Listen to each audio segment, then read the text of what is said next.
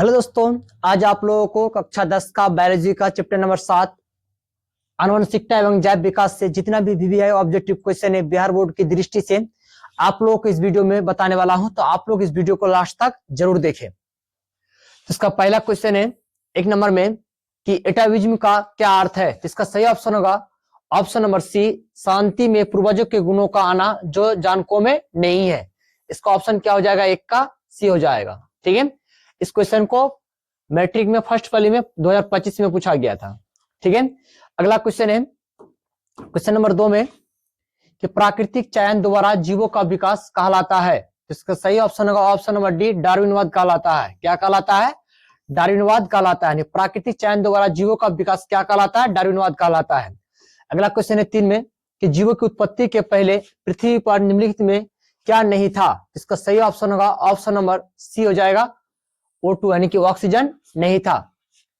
अगला क्वेश्चन है question number 4 में क्या कह रहा है कि मनुष्य में, क्या क्वेश्चन है कि मनुष्य में कितने जोड़े गुणसूत्र पाए जाते हैं, या मानव शरीर के किसी कोशिका में गुणसूत्रों के कितने युग्म होते हैं। युग्म का अर्थ क्या होता है? जोड़ा। ठीक है, तो 23 जोड़ा होता है। कितना जोड़ा होता है बताए? गुणसूत्र के कितने जोड़े होते हैं बताए? 23 जोड़े। अगर संख्या में पूछा जाए तो कितना हो जाएगा? 46 हो जाएगा।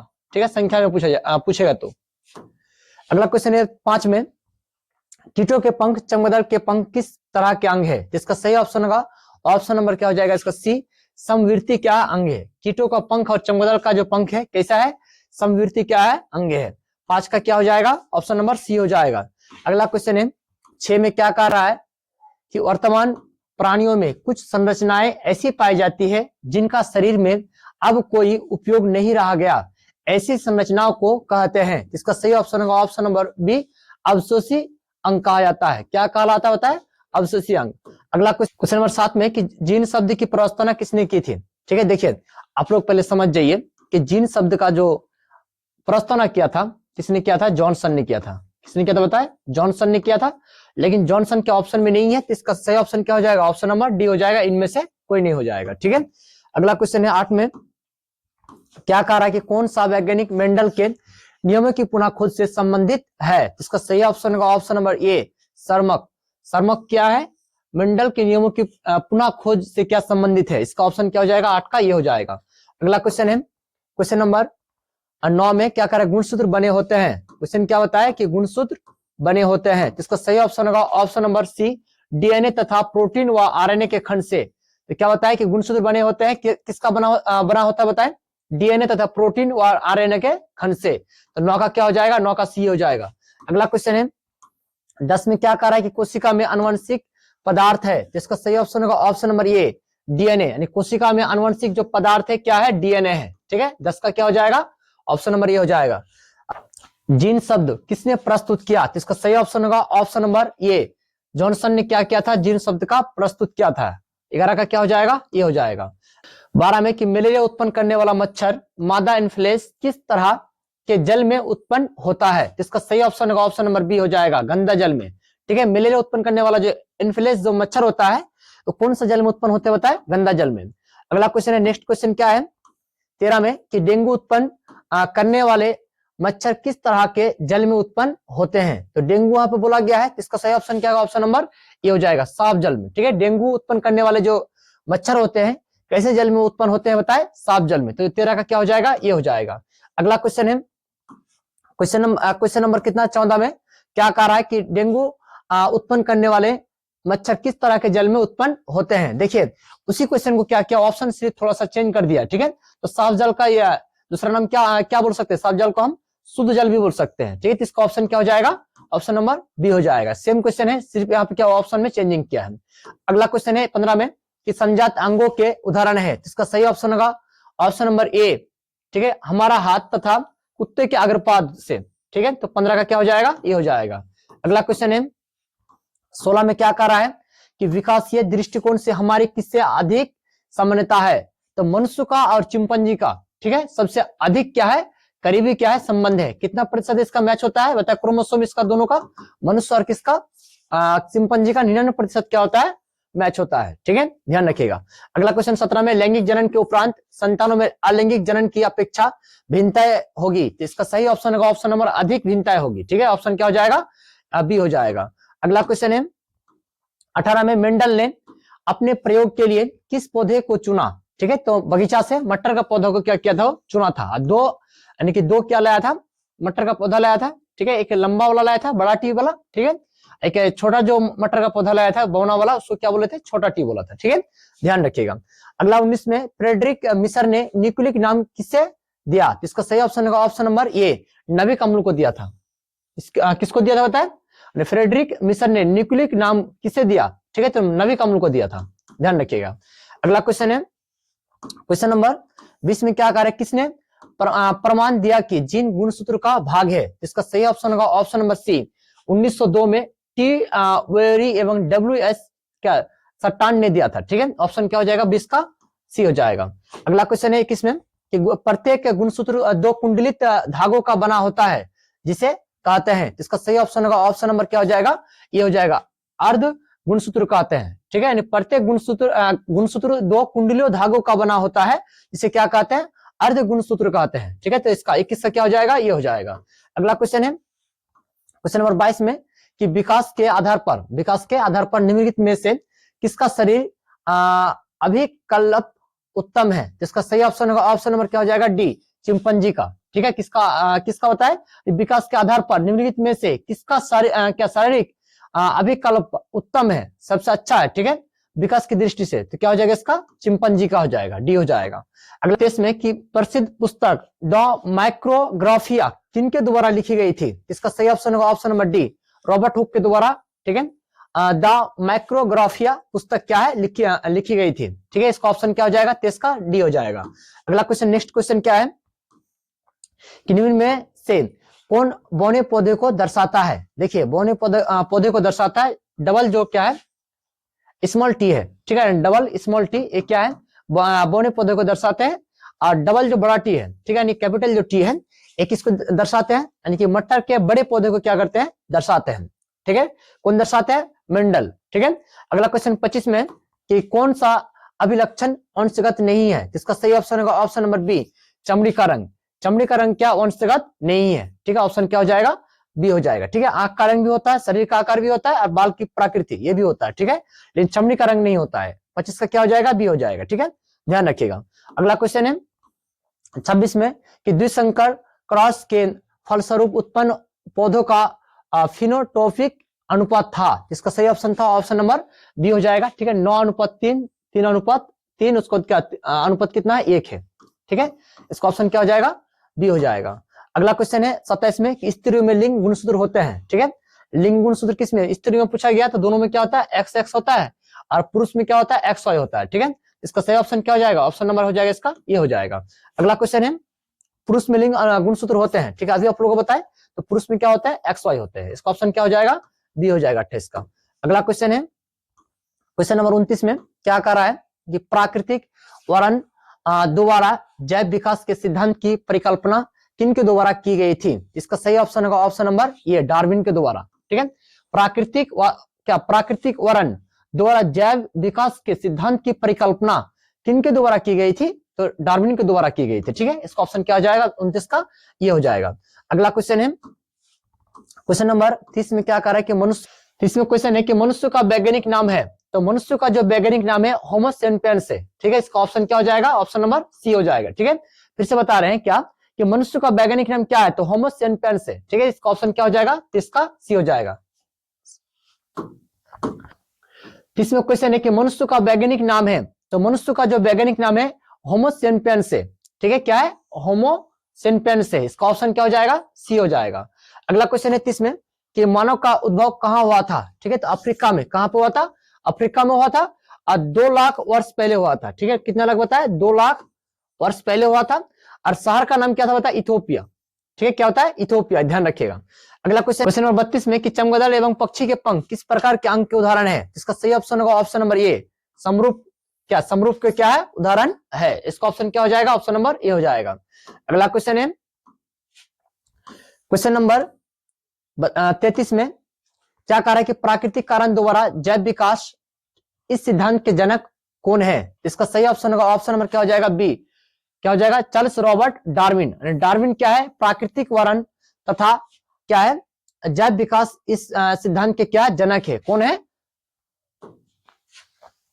33वां क्वेश्चन है प्राकृतिक वर्णन द्वारा जैव विकास इस सिद्धांत के जनक कौन है? तो प्राकृतिक वर्णन का जो जैव विकास का जो सिद्धांत का जो जनक है वो कौन है? चार्ल्स रॉबर्ट डार्विन है। ठीक है, 33 का क्या हो जाएगा? ऑप्शन नंबर बी हो जाएगा। अगला क्वेश्चन है 34 में वंशगत नियमों का प्रतिपादन किसने किया? इसका सही ऑप्शन होगा option number D. Gregor John Mendel ने क्या किया था? इसका वंशगत नियमों का प्रतिपादन करने वाला कौन था? ग्रेगर जॉन मेंडल था। तो 34 का क्या हो जाएगा? 34 का डी हो जाएगा। अगला क्वेश्चन है 35 में क्या कह रहा है? निचले हिस्से को कहते हैं। ठीक है, तो कान के निचले हिस्से को क्या कहते हैं? कनपली कहते हैं। क्या कहते हैं? कनपली कहते हैं। इसका ऑप्शन क्या हो जाएगा? ये हो जाएगा। अगला क्वेश्चन है 37 में कि जैव विकास को सर्वप्रथम किसने समझाया? इसका सही ऑप्शन होगा ऑप्शन नंबर ये। लामार्क ने क्या किया था? सर्वप्रथम जैव विकास को समझाया था। ठीक है, ऑप्शन क्या हो जाएगा? ये हो जाएगा 37 का।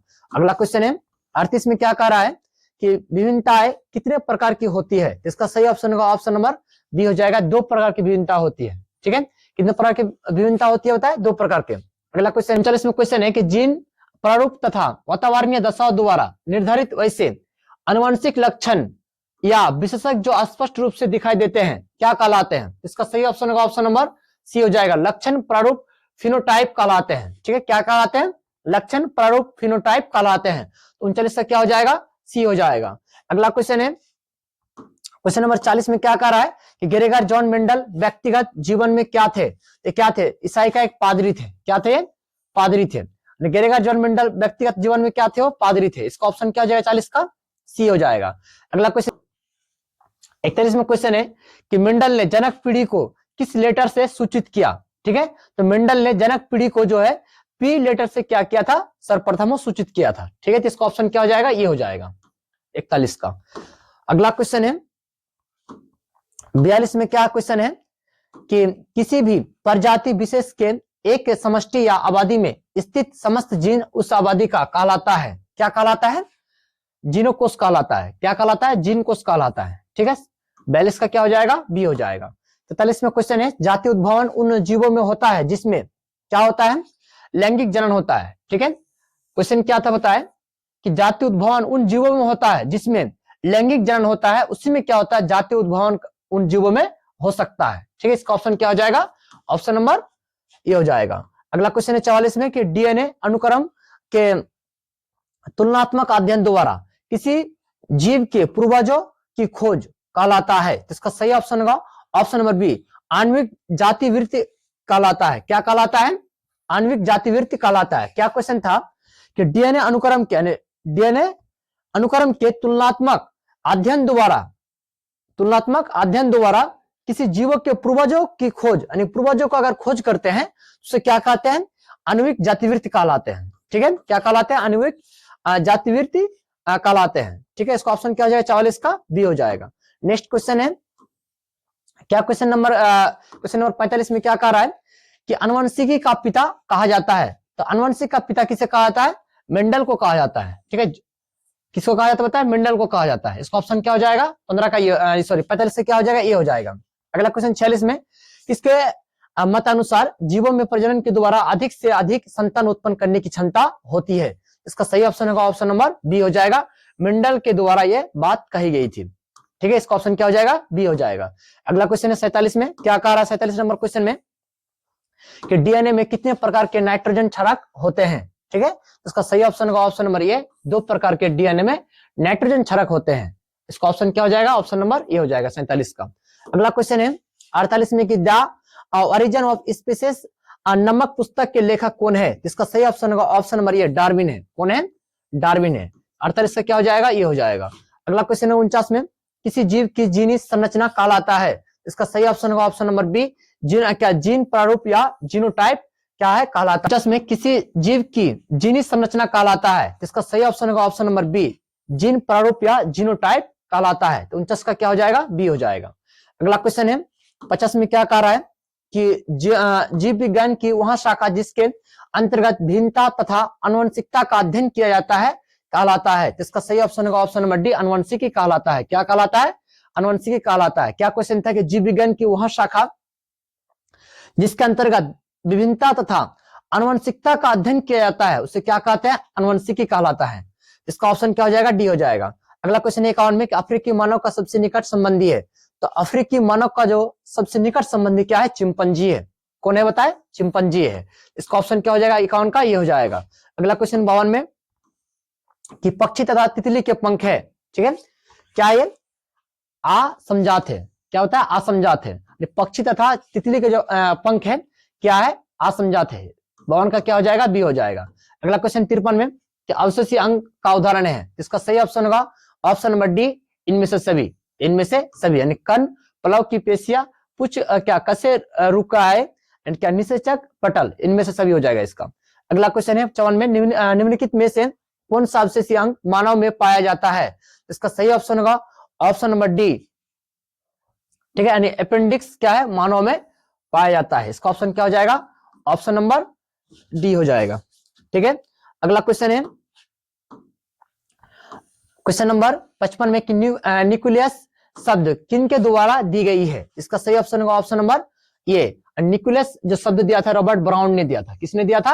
रॉबर्ट ब्राउन ने दिया था। इसका ऑप्शन क्या हो जाएगा? 55 का ये हो जाएगा। अगला क्वेश्चन है 56 में कि मानव शरीर की एक सामान्य कोशिका में कितने जोड़े गुणसूत्र होते हैं? ठीक है, तो सामान्य यहाँ पर पूछा गया, ठीक है, डायरेक्ट अगर पूछता तो कितना होता? 23 होता, लेकिन आप सामान्य पूछा गया तो कितना हो जाएगा? 22 हो जाएगा। ठीक है, अगला क्वेश्चन है 57 में क्या है क्वेश्चन में कि मनुष्य, बिल्ली तथा चमगादड़ के अग्रपद है, वो क्या है? समजात अंग है। यानी मनुष्य, बिल्ली तथा चमगादड़ में कैसे अग्रपद है? तो समजात है। ठीक है, ऑप्शन क्या हो जाएगा? 57 का ये हो जाएगा। 58 में क्वेश्चन है कि मानव युग्मक में लिंग गुणसूत्रों की संख्या होती है। ठीक है, लिंग गुणसूत्रों की संख्या होती है। इसका सही ऑप्शन होगा ऑप्शन नंबर बी, 2 होता है। कितना होता है? 2 होता है। ठीक है, मानव युग्मक में लिंग गुणसूत्रों की संख्या कितना होती है? 2 होती है। इसका ऑप्शन क्या हो जाएगा? बी हो जाएगा। अगला क्वेश्चन 59 में निम्नलिखित में से किसको जीव विज्ञान का पिता कहा जाता है? तो किसको कहा जाता है? अरस्तु को कहा जाता है। जीव विज्ञान का पिता किसे कहा जाता है? बताया, अरस्तु को कहा जाता है। अगला क्वेश्चन, लास्ट क्वेश्चन क्या है 60 में कि निम्नलिखित में कौन गुरुत्व अनुवर्तन का उदाहरण है? इसका ऑप्शन क्या हो जाएगा? बी हो जाएगा। जड़ की वृद्धि क्या हो जाएगा? ये गुरुत्व अनुवर्तन का क्या है? उदाहरण है। ठीक है, इसका ऑप्शन क्या हो जाएगा? बी हो जाएगा। आप इस तरह से आप लोगों को 60 ऑब्जेक्टिव क्वेश्चन बताए। अगर आप लोगों को वीडियो पसंद आए तो वीडियो को लाइक, कमेंट, शेयर जरूर करें। अगर आप इस चैनल में नए हैं तो मेरे चैनल को सब्सक्राइब जरूर करें। ठीक है।